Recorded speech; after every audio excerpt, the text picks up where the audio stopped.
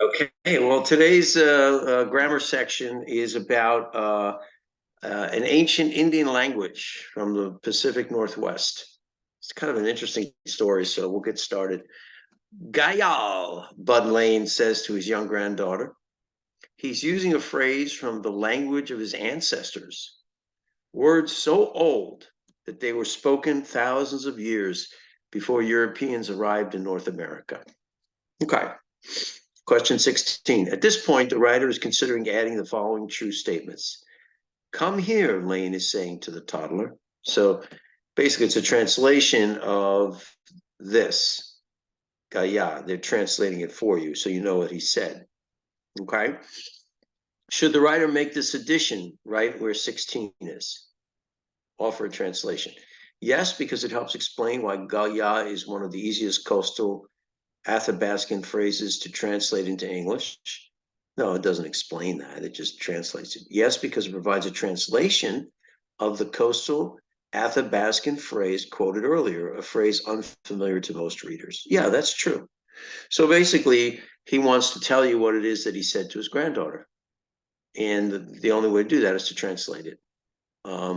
So I think that putting this sentence here is a good idea. So the right answer to 16 is G, yes, because it provides a translation of the phrase quoted earlier. Good. His goal is to teach her coastal Athabascan, a nearly extinct language spoken fluently by only a few members of the Confederated Tribes of Siletz. Um, so,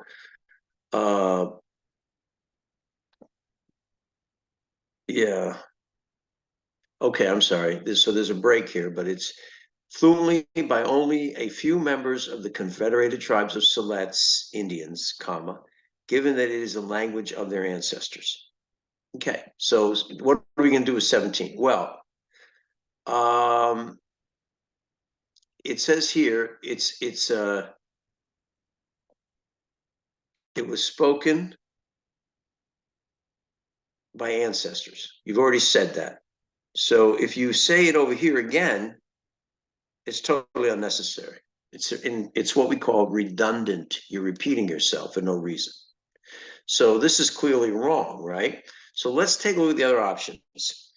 Tribe of Siletz Indians, comma, even though it was spoken thousands of years before. You've already said that. He already said that in the previous paragraph. So again, you don't want to repeat yourself. Okay? Indians, the little girl is his granddaughter. Okay, that's also been said already. So every phrase here is inappropriate because it is repetitious. So the only right answer is to put a period there and just say Indians. A few members of the Confederated Tribe of Siletz Indians, period. All this other stuff is wrong because it's just a repetition of what's already been said. Okay. Alfred Bud Lane III didn't grow up along the coast of Oregon, which is where the Siletz Reservation is located. He was born in 1957 in Guam. Now, Guam is an island in the South Pacific. Currently, it's a protectorate of the United States, and we have an air base in Guam, where his father was stationed in the military. As a young adult, Lane moved to the land of his ancestors to learn everything he could about Siletz culture. Okay, to learn about. Okay, this is a good construction. You learn about things. Okay, let's see what they want to substitute for it. Well, no change is an option. To learn everything he could since he did not grow up on the coast of Oregon. Again, that's already been said. You don't want to repeat it. Considering it was the place to do so. Okay. That's why he moved there. Okay. As he moved to the land of his ancestors to learn everything he could. And so this is redundant again. It's repetitious as the purpose of his move. Again, repetitious. So essentially, what's there right now is correct. As a young adult, Lane moved to the land of his ancestors to learn everything he could about Siletz culture. So the right answer to 18 is no change. The Confederated Tribes of the Grand Ronde created Oregon's first language immersion program to successfully teach the tribe's preschoolers to speak their native language. Chinikawawa. Okay, so here's where Chinikawawa is a different language, and this whole statement is totally out of context, because what we're talking about in this paragraph is how he came to learn the language and become a teacher of the language. And this is talking about a totally different group of people in a different language. So the question they're going to ask in 19 is, the writer is considering deleting the preceding sentence. Should the sentence be kept or deleted? Well, obviously it should be deleted. It's completely off topic. So let's see what is the right answer. Deleted because it doesn't provide information that's relevant to this paragraph's focus on Lane's background. Yes, that's true. Deleted because it doesn't state which member of the Confederated Tribes of the Grand Ronde led the tribe's language immersion program. No. The reason is because it's not relevant to the story of Lane's development in terms of his interest in Athabascan. So the right answer to 19 is C, delete it. Okay. He learned fragments of the coastal Athabascan language as in small pieces of the language, but he longed to converse in it. Okay, fragments, small pieces, repetitious. This is clearly wrong. Okay, you don't need to say small pieces once you said fragments. So something else belongs here. So which choice is best? He learned fragments of the coastal Athabascan language, such as a few everyday phrases and lyrics to songs. So there you go. It's giving you specific things that he learned, okay? Enough for him to be able to speak a little. Something new here and there. Look at the question, which choice provides the most specific examples of the types of fragments? The most specific answer is a few everyday phrases and lyrics to songs. So the right answer here is G, 20 is G, okay? So go ahead and fill that in. But he longed to converse in it. Lane convinced Nellie Orton, a tribal elder who knew the language well but never spoke it in public, to be his teacher. So is this the correct use of the word who? Who takes the place of Nellie Orton? Okay. So who is a participle that represents the subject. So it's not an object, it's a subject. Okay. So who, not whom, is correct. Who went to the store? When she got there, whom did she speak to? Who is the subject? Whom is the object of the verb. Okay, so always remember the difference between who and whom.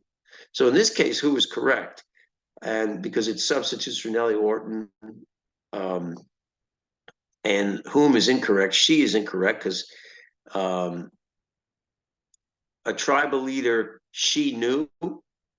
It sounds like you're talking about somebody else. No, a tribal leader who knew is correct. And as far as deleting it, it would make no sense. Lane convinced Nellie Orton, a tribal elder, knew the language well. No, you need that in there, the who in there, to give you meaning to the sentence. So I would say to you, ladies and gentlemen, that in 21, the right answer is no change. Okay, we'll move on to 22. Which of the following true statements, if added here, would provide the most logical link to the information about Lane's work that follows in the next sentence? So let's look at the next sentence. He produced language CDs. You guys know what a CD is, right? A compact disc. You record things on it. I don't know if you guys know about CDs. It's been, ever since we've got streaming now, nobody uses CDs anymore. But first there were record players, then CDs, and now there's just streaming. He produced language CDs and created an online coastal Athabascan talking dictionary of words that had previously existed only in the few speakers' heads. So he made all these things, right? He made these teaching tools, okay? He made CDs, he made an online dictionary.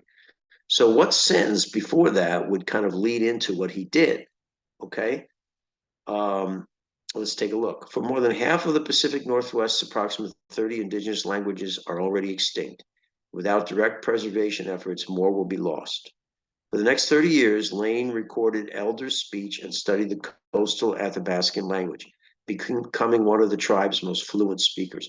This talks about his development as an Athabascan speaker and an Athabascan teacher of the language. So this makes sense to precede details about things that he created to teach, okay? Working with other tribal members, Lane helped design a cedar plank dance house. That's irrelevant. Lane also worked closely with 2 other tribal elders. Irrelevant. Doesn't tell you anything about what he'd been doing for 30 years that led up to him creating CDs and dictionaries, etc. Okay. So the right answer is G for 22. 23. Okay. He produced language CDs and created an online coastal Athabascan talking dictionary. There's a comma here. And would you ever separate a prepositional phrase from the thing that it modifies with a comma? I don't think so. So this comma is unnecessary. Of words that had previously existed only in the few speakers' heads. See how this apostrophe comes after the S because it's plural, it's few speakers, not one speaker, okay? So the question is, how should we punctuate this? Does it require any punctuation here or within the phrase, or should you remove the comma and then just leave it alone? So let's take a look. The online coastal Athabascan comma talking dictionary. No, you don't need a comma there because this is modifying the talking dictionary. Online coastal Athabascan talking dictionary with no punctuation. I think that's the right answer. Online, comma, coastal Athabascan dictionary. The language itself is called coastal Athabascan. This is the only adjective. It should not be separated if it's a single adjective. It should not be separated with a comma.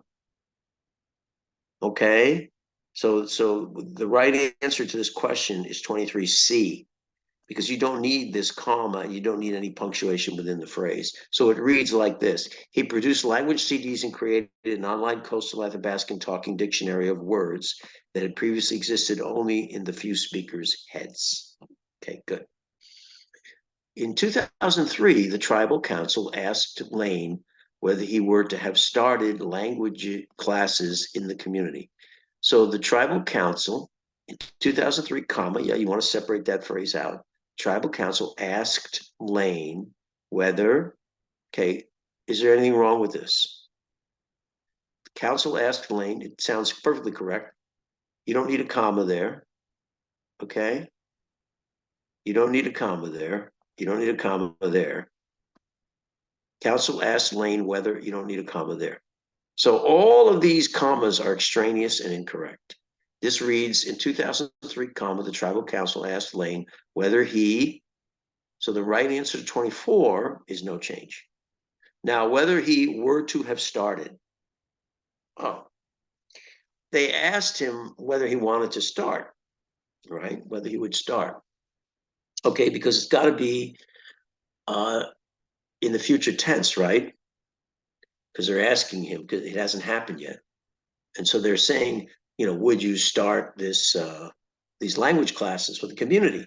So the only thing that's in the future tense is would start. It's the future imperfect tense, but see, these are present, past. See, were to have started, I don't even know what tense that is. Should have started. But anyway, they asked him whether he would start language classes in the community, period. So the right answer to 25 is B. 26. Still, he soon resigned from his job at the local paper mill and began teaching at the Siletz Valley Charter School. So this still is a connecting phrase that should refer to what came before it, and it makes no sense. Okay, they told him not to teach. Still, he resigned so he could teach, despite the fact that's what still looks like. It's an exception, right? Or something contrary to the wishes of whatever the sentence before is. So this is incorrect. So do we need another connecting phrase here, another connecting word? In the same manner, he soon resigned. No. What manner? There's no manner referred to previously. They asked him if he would teach. Nevertheless, okay, again, this is a contrary phrase that should contrast with what came before. They told him not to teach. Nevertheless, he quit his job so he could teach. So this is incorrect because they asked him to teach. So the only right answer is he. Okay, whether he, okay, would have started still, he soon, okay, you don't get rid of it. So they asked him whether he would teach in the community. He soon resigned from his job at the local paper mill, began teaching at the Siletz Valley Charter School. So the only thing you need is to make a statement. After they asked him to do it, he did it. All of these other things are incorrect, okay?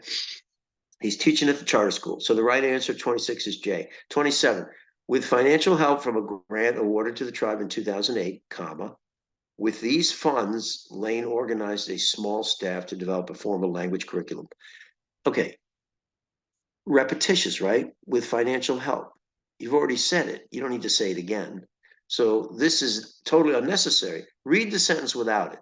With financial help from a grant awarded to the tribe in 2008, comma, Lane organized a small staff to develop a formal language curriculum. Perfectly correct. So this can be eliminated. Delete the underlined portion. You don't need anything else in there.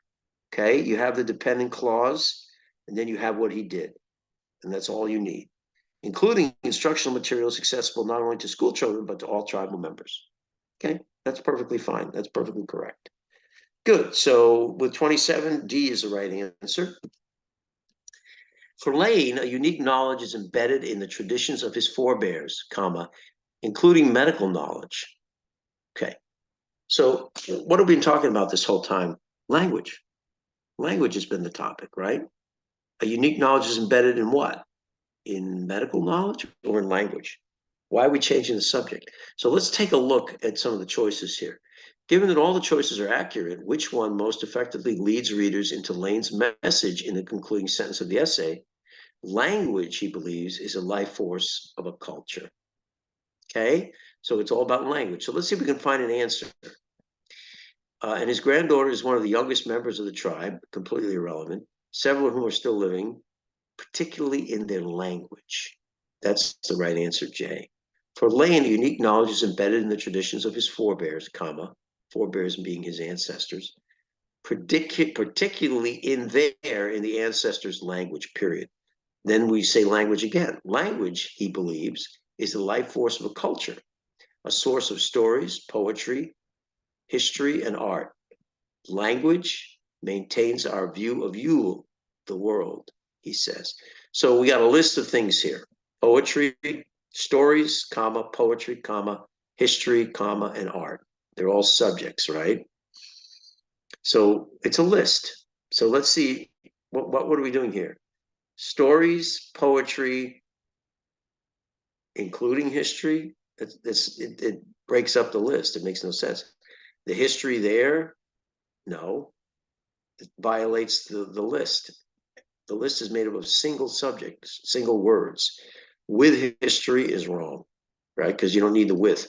All you need is a list of what his sources are: stories, poetry, history, and art. So it makes complete sense as it is. So for 29, it's no change. Okay, question 30 asks about the preceding passage as a whole. The writer is considering adding the following true statement to the essay. The dictionary is bilingual and includes both a written English translation of each word and a sound file of the words spoken in both English and coastal Athabascan, often by Lane himself. If the writer were to add this statement, it would most likely be placed right after they mention the dictionary, because this is explaining the dictionary. So if you go back and you look for where they talk about the dictionary that he created, look at point C. Talking dictionary of words that had previously existed only in the few speakers' heads. And then right there, you would insert the explanation of what the dictionary does. Okay? It follows directly from that sentence. So the right answer for this is C in paragraph 3. Good. All right, guys, now we're going to do the long passage. This passage is adapted from the article Management Secrets of the Grateful Dead. Now, you people don't know what the Grateful Dead was, but they were an incredibly successful and famous rock and roll band in the 1970s and 80s. And they had a huge following of fans that we called them Deadheads, because they would follow the Grateful Dead around to different concerts all over the country. And so they were called Deadheads. And actually, my brother was a Deadhead.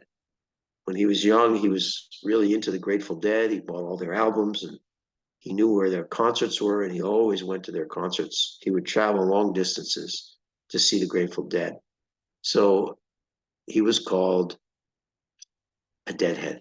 And the other thing is, there's a Baskin and Robbins ice cream flavor called Cherry Garcia. Has anyone ever heard of Cherry Garcia? Okay, basically it's vanilla ice cream with cherry flavoring. And Cherry Garcia is named after Jerry Garcia. Jerry Garcia was the leader of the Grateful Dead. So if you ever go to the supermarket, look at the Ben and Jerry's ice cream and see if you can find the flavor Cherry Garcia, because that's a bit of cultural history, and you wouldn't otherwise know what that meant. Okay, but it's a reference to the leader of the Grateful Dead. Since the 1970s, the Grateful Dead has invited academic examination. Musicologists showed interest, although the band's sprawling repertoire and tendency to improvise posed a significant challenge. So they had so much music, and when they would perform it, they would change it every time. So people studying their music had a hard time. Engineers studied the band's sophisticated sound system, radical at the time, but widely emulated today. So they revolutionized the sound system, the speaker system on their performances. Other disciplines have also found relevant elements of the band's history and cultural impact to be worth examining. So they were a complex group that did a lot of interesting things, and a lot of different people could study them and benefit from it. Oddly enough, the Dead's influence on the business world may turn out to be a significant part of its legacy. Without intending to, while intending, in fact, to do just the opposite, the band pioneered ideas and practices that were subsequently embraced by corporate America. So this band was kind of an anti-establishment, anti-corporate band. One was to focus intensely on its most loyal fans.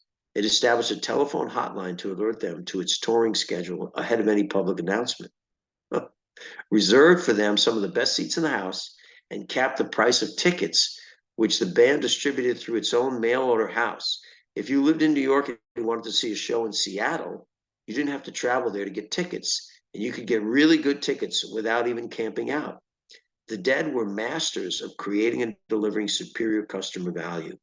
Barry Barnes, a business professor at Nova Southeastern University in Florida, told me, treating customers well may sound like common sense, but it represented a break from the top-down ethos of many organizations in the 1960s and 70s. Only in the 1980s, faced with competition from Japan, did American CEOs and management theorists widely adopt a customer-first orientation. So when American companies had a monopoly on business, they didn't really care what the customer thought. But then when they started getting foreign competition and they were losing business to Japan, especially in the car industry, then suddenly they started to adopt customer-oriented policies to please the customers so they wouldn't go elsewhere. As Barnes and other scholars note, the musicians who constituted the Dead were anything but naive about their business. They incorporated early on and established a board of directors with a rotating CEO position, consisting of the band, road crew, and other members of the Dead organization. They founded a profitable merchandising division and, peace and love notwithstanding, did not hesitate to sue those who violated their copyright. So if they had a baseball hat that said the Grateful Dead, and you copied the hat and tried to sell it, they would sue you to stop you from selling it. But they weren't greedy, and they adapted well. They famously permitted fans to tape their shows. Seeding, meaning relinquishing or allowing a major revenue source in potential record sales. So they gave up a potential revenue source, but they thought that the fans would love to be able to record the the concert, so they let them do it. According to Barnes, the decision was not entirely selfless. In other words, it was a little bit selfish too. It reflected a shrewd assessment that tape sharing would widen their audience, a ban would be unenforceable, and anyone inclined to tape a show would probably spend money elsewhere, such as on merchandise or tickets. So they couldn't stop people from taping it anyway. By agreeing to let people tape it, they were basically spreading their music far and wide. And the people coming to the concerts who wanted to tape would probably buy other things at the concert. So they would make money in other ways. The Dead became one of the most profitable bands of all time. It's precisely this flexibility that Barnes believes holds the greatest lesson for business. He calls it strategic improvisation. It isn't hard to spot a few of its recent applications. Giving something away and earning money on the periphery is becoming the blueprint for more and more companies doing business on the internet. Today, everybody is intensely interested in understanding how communities form across distances, because that's what's happening online. Okay, so if you get online and I tell you you can buy a razor to shave for 1 penny, and normally it costs $50, but we're giving it away for a penny. However, for the next 20 years, you're going to be buying razor blades from us. So you give something away in order to get people hooked, and then they come back and they buy other things on a repeated basis. And this is the whole concept of giving something away in order to get people to buy something else. Much of the talk about internet business models presupposes that they are blindingly new and different. But the connection between the internet and the Dead's business model was made years ago by the band's lyricist John Perry Barlow, became an internet guru. In 1994, Barlow posited, he offered as a theory, that in the information economy, the best way to raise demand for your product is to give it away. See that? As Barlow explained to me, what people today are beginning to realize is what became obvious to us back then. The important correlation is the one between familiarity and value, not scarcity and value. Adam Smith, he was an economist from the 18th century. He wrote a book called The Wealth of Nations, which became very famous. Adam Smith taught that the scarcer you make something, the less of it there is, the more valuable it becomes. And generally that's true, as with oil, right, or gold. In the physical world, that works beautifully, but we couldn't regulate our shows, and you can't online. The internet doesn't behave that way.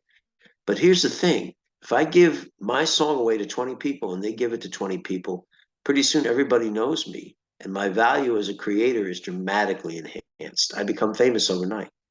That was the value proposition with the Dead. The Dead thrived for decades in good times and bad. In a recession, Barnes says, strategic improvisation is more important than ever. If you're going to survive an economic downturn, you better be able to turn on a dime. In other words, turn your strategy around quickly. He says, the Dead were exemplars. They were good examples of this. It can be only a matter of time until Management Secrets of the Grateful Dead, or some similar title, some book, is flying off the shelves of airport bookstores everywhere.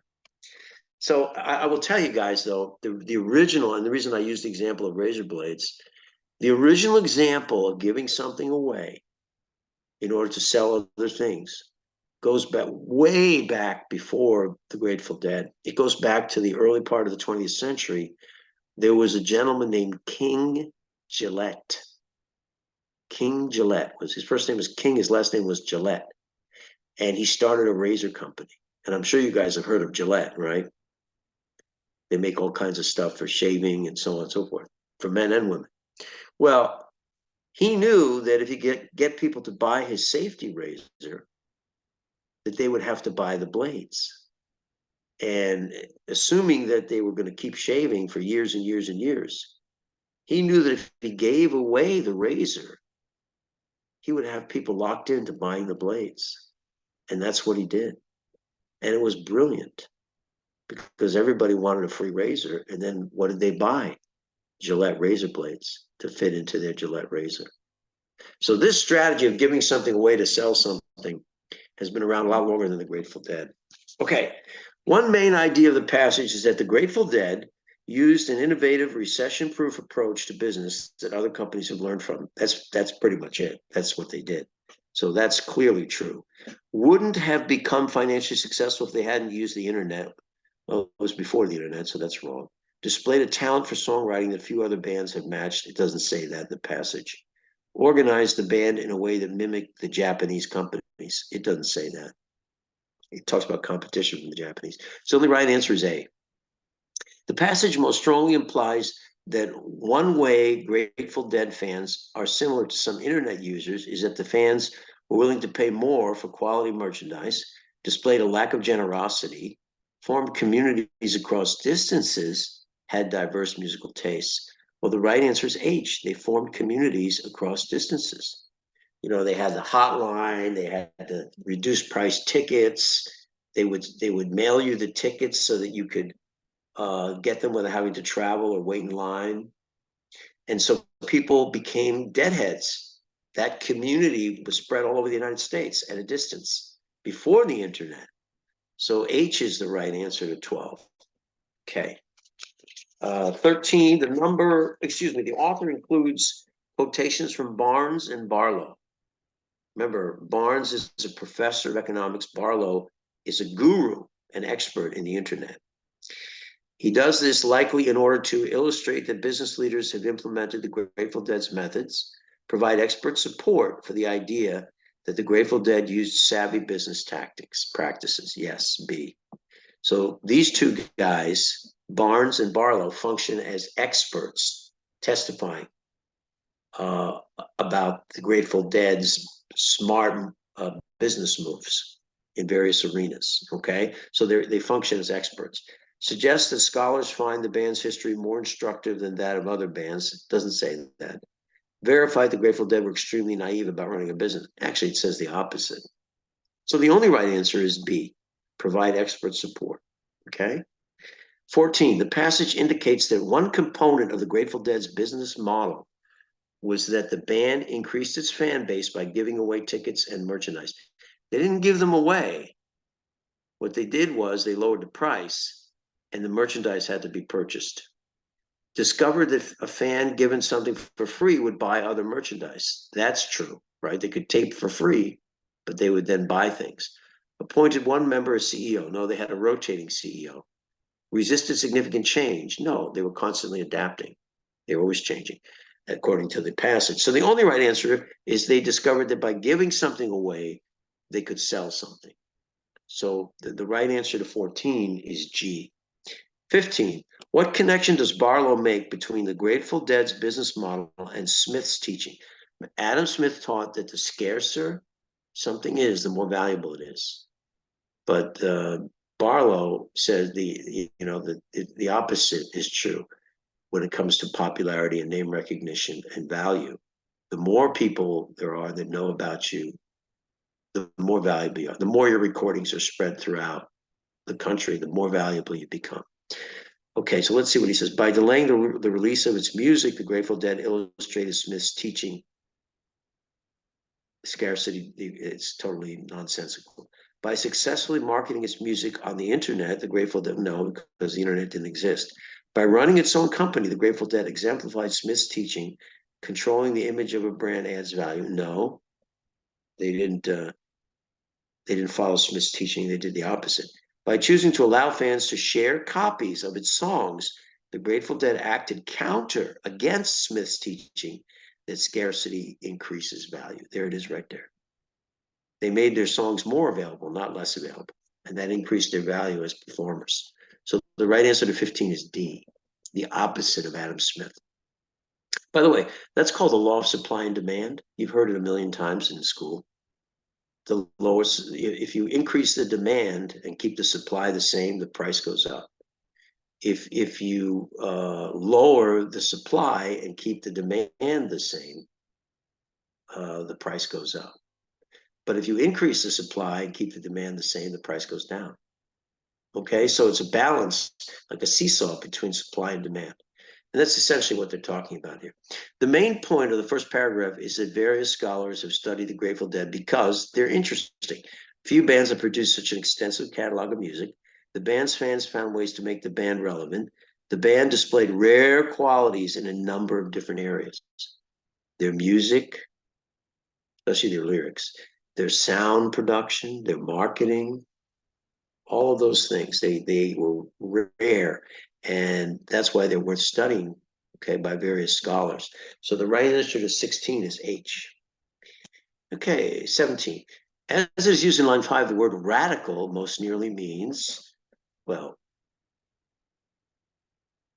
it's funny because radical here can't mean anything but revolutionary.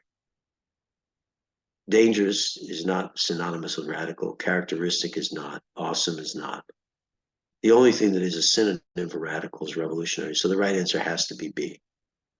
You don't even have to look at the text to know that. But if you looked at the text, it would confirm it. Okay.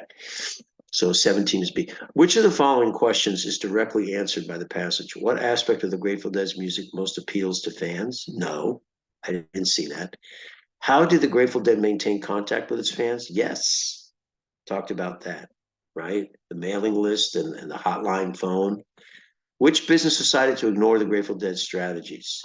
Doesn't say. Why doesn't have a specific businesses? Why haven't more economists studied the Grateful Dead success? Doesn't say that either, but it says in the future someone will. Okay, so the only thing that it really says, directly answers, is how they maintain contact with their fans. So 18 has to be G. Okay, 19. The passage indicates that the Grateful Dead were masters of creating and delivering superior customer value, in part because they reserved some of the best seats for loyal fans and capped the price of tickets. That's true. Copied methods displayed by successful Japanese corporations. No, it doesn't say that. Disguised but still used the top-down organization strategy of many firms. No, they were customer pleasers. Provided travel assistance for fans to see shows far. No, they didn't provide travel assistance. They provided tickets. So the only right answer is A. They reserved best seats for loyal fans and capped the price of the tickets. Okay, so 19 is A. According to the passage, American CEOs revised their approach to customers in the 1980s in response to competition from the Japanese. Shareholder desire, incorporation of smaller business, demand for better value, increased competition from Japan. There it is. So the right answer to 20 is J, and it says that explicitly. Okay, guys, we're going to stop share. We're going to go on now and do vocabulary because we love vocabulary. It's our favorite thing. And here we are trying to get control of the, there we go. All right, our first word of the day is emulate. Now we've had this word before, so I expect people to know the right answer. What is it to emulate someone or something? To match or surpass by imitation. Yeah, when you see somebody who you really respect, somebody who you admire, somebody you think who is a great person, a great athlete or a great musician or whatever, and you try to be like them and produce the kind of work that they produce, you're emulating them. Okay, it's much more than just imitating them. Okay, because it implies that you have tremendous admiration for this person, and that's why you want to be like them. Okay, ethos. What is ethos? A distinguishing character of a person or group. Yeah, that's absolutely true. So I'll tell you a story about two drug companies. One company was called Merck, and the other company was called Shearing. Now, Merck is still around, Shearing is gone, but this is back in the 1980s. Shearing was all about marketing and business, and Merck was more involved with the science. So when I would meet with a Shearing rep, they would always talk about, oh, this product can sell, it'll come off the shelves, people will be clamoring for it. And the Merck guys would say, well, this particular drug works in this fashion. This is why we think it's going to be helpful to your patients. So the ethos of the two companies was totally different. The ethos of Shearing was marketing, hard sell. The ethos of Merck was thoughtful science. See what I mean? So a company can have an ethos. A person can have an ethos. So in a courtroom, when you're listening to a lawyer, right? Let's say you're on the jury and a lawyer is doing their summation, their final summary of the case. If you don't like the lawyer and you don't trust him and you don't think he's smart or honest, what he says is not going to be effective. So the ethos of the lawyer has a huge effect on how successful he is in terms of convincing the jury. So an individual can have ethos, an organization can have ethos. Even a society can have ethos. Okay? So good to know that. Okay, next word is seed. When you seed something, C-E-D-E, that C is pronounced as an S, to seed something. Um, isn't it to like give up power or Yeah, something? exactly. You cede, you surrender, you relinquish, you give up. He ceded power, he ceded land. He ceded his stock to other members of the corporation. You're giving it up. And if you can think of the word concede, it's time for you to concede. It's time for you to admit that you lost. Comes from the word cede, which is to give up or surrender. Okay, the next one is shrewd. What does it mean to be shrewd? Having sharp powers of judgment. Yeah, when you're shrewd, it means you're very tactical. You're very practical and super quick on the uptake. You think on your feet. You can interpret things very fast, and you do things that are smart. You're very shrewd. It's not easy to fool you. Okay, you always have a strategy, and you always know what the other guy's up to. So shrewd is kind of a positive thing. But actually, we'll see in our etymology discussion that it actually came from very negative things, and the word evolved to become a very positive word. Okay, posit. When you posit something, what are you doing? To assume as a fact. A fact or a truth? He posits that all men are created equal, and that's a true statement. Okay, he posits that Abraham Lincoln was at the Ford Theater when he was shot, which everyone knows is true. Okay, so you can posit a fact or you can posit something, a belief or theory that you believe is true. You put it forth like everybody agrees on it. Okay. Proposition. It's a proposition. A statement that expresses judgment. Yeah, it's a theory, it's an opinion. I could write a proposition saying that the United States tax system should have a flat tax where everybody pays 20% of what they earn, rather than a graduated tax where the more you make, the more you pay. And that would be my proposition, like a plan that I want other people to adapt. Also, you can have a proposition within a business. They call it a business plan. You know, the proposition might be you're a chewing gum company, but I'm an executive, and I propose to the other members of the staff that we start selling chocolate as well as chewing gum. That's my business plan or my proposition. Okay, so that's the word proposition. Expiate. What does it mean to expiate? To atone for guilt. Yeah, you make amends or you atone for some sin or some guilt that you feel. You're doing something to compensate for something else that you feel bad about. You know, so like she expiated her guilt about yelling at her child by giving him some chocolate. You know, she felt bad, so she gave him something to make him feel better. That's what it means to expiate. To expunge. What is it to expunge something? To remove completely. Yeah, no, leave no trace. To leave no trace. It's not just to like erase it. You see a little shadow there. When you expunge something, it's gone. It disappears. Okay, so that's a strong word when you expunge. Okay, extraneous. What things are extraneous? Irrelevant to the current subject. Yeah. Now, for example, if I said to you, okay, there's a hurricane coming, and we need to get water and food and flashlights and blankets. And you said, yeah, we need balloons too. And I would say to you, balloons, that's totally extraneous. The subject at hand is how to survive a hurricane. Why are you talking about balloons? See what I mean? So that's kind of the meaning of extraneous, unrelated. To extol someone. What does it mean to? Go ahead. To praise enthusiastically. Yeah, to praise very highly. And usually people always say they extolled his virtues. It's always used with that phrase, to extol someone's virtues. Rarely do you say they extolled his athletic ability. It really kind of goes more almost toward his moral high ground. They extolled his morality or his decency or his uprightness. So that's how you tend to use that. You'll see that word extol and always be followed by virtues. They extolled his virtues.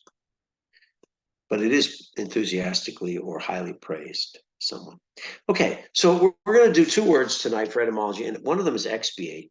Okay, remember, expiate is to do something to overcome guilt or to compensate for a sin that you did, right? To make amends. So expiate is from Latin, but it's from a word that's very similar, expiare. If you put the R in there, it's a verb to make amends for, to atone for, or to purge an animal for sacrifice to the gods.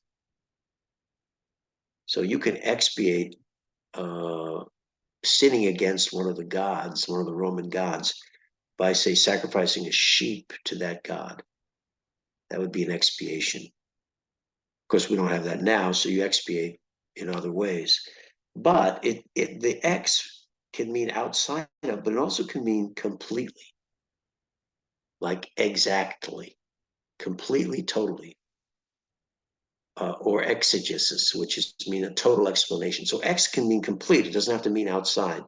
And then this part of the word comes from piare, which means to appease, to please, to appease. So to completely please or completely appease, to expiate.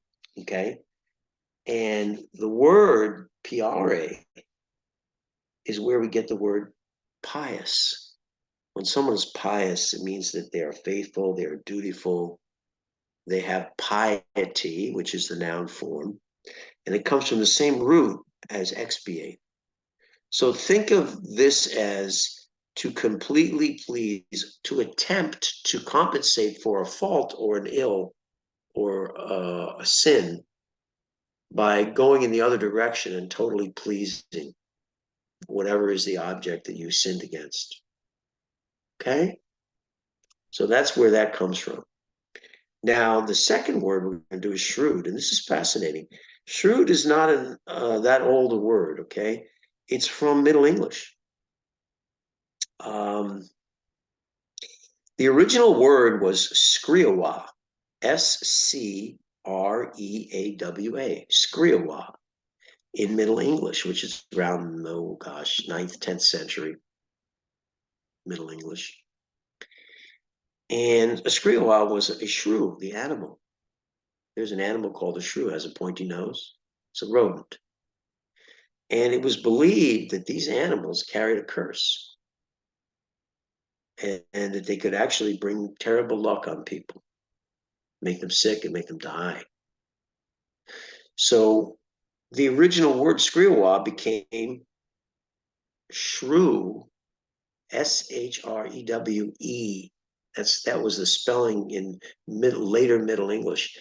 And it meant an evil person. So that concept of evil got transferred from the animal to people. And back then, a shrew could be any person, a male or a female. But then, as we get moving toward the 15th century, toward Shakespeare's time, the word was used only to refer to females, to women. And the idea was that were women that always screamed, women that always scolded their husbands, women that always argued with their husbands, women that wouldn't listen to reason. They were just a lot of trouble. So they called them shrews. So the word went from describing an animal that people were afraid of to any evil person to a quarrelsome woman. And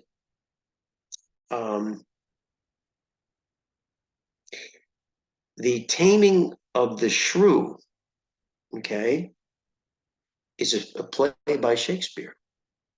And if you guys have never seen The Taming of the Shrew, they made a movie. You could watch the movie. And it's about this guy who comes into town, and there's an old father who has two daughters. One of them is very sweet and nice. The other one is really a handful. She's full of, let's say, piss and vinegar. She's always ready to argue. So nobody wants to marry her.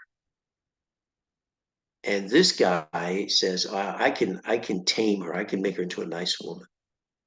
So that's the whole theme of the play, is him trying to tame this wildcat. And the title of the play is The Taming of the Shrew, and it's a comedy. It's a comedy. And, obviously it's very dated, but at the time, that was a common theme in English literature, was the concept of the shrew.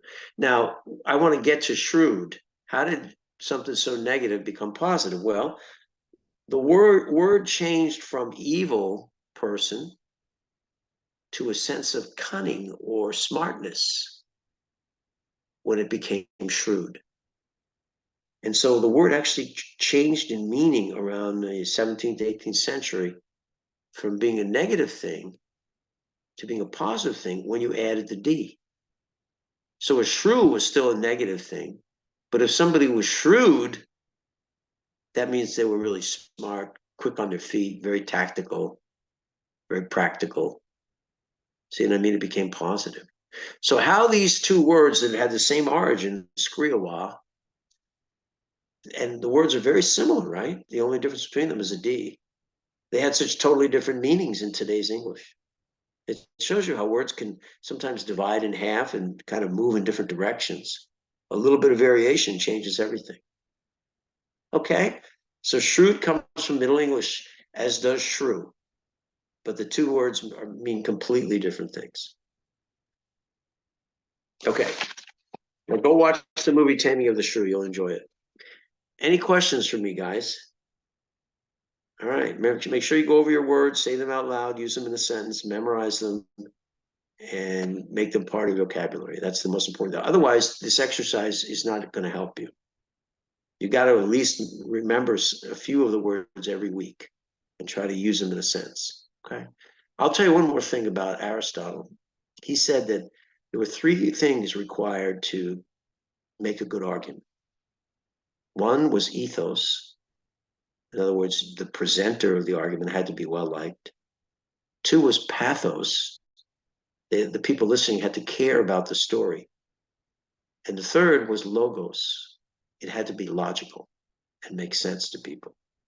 So according to Aristotle, the way that you win an argument is through ethos, pathos, and logos. Those three things. Okay, have a great week. We'll talk to you next Tuesday. God bless everybody.